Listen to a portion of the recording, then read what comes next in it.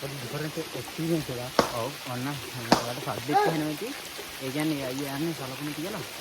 කොහොමුණත් හරිද මේ යන පාර නෙමෙයි මං හිතන්නේ. අපි අලුත් කියන්නේ වෙනස් කරගෙන. බොට කන්දියා ගියපු පාර වෙනස් කරගෙන තමයි අපි යන්නේ.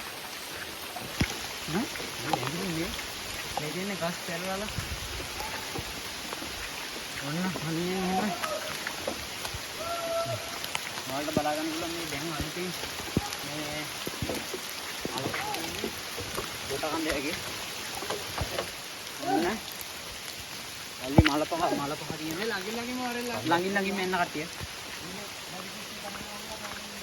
මේ තියෙන්නේ ඔයාලට බලා ගන්න පුළුවන් ඔය වතුර පිටට තියෙන්නේ අලි ඉන්න ආටි යු කඩි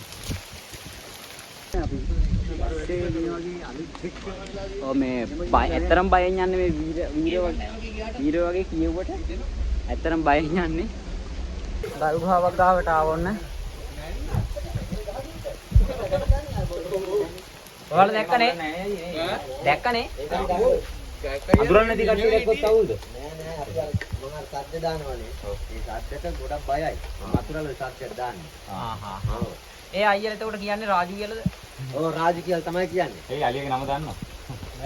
නම විදියට තමයි පාවිච්චි කරන්නේ. දැන් හුරුයිනේ නේ. ඔව්. ඒ ඇත්තටම ඵලයන් කිව්වනම් අපි කතා කරන්නේ කියලා එයා දන්නවා.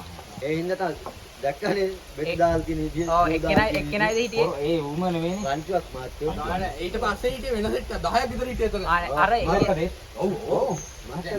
ආනේ දුවන මෙහාට දුවගෙන දැක්කා. එතකොට අයියේ ඒක හිටියේ තනියලියෙද? ඉන්නවා කියලා වෙන්න. රාජු කියන්නේ තනියලියෙද? තනියට තමයි රාජු කියන්නේ. රාජු කියන්නේ. ඔව්.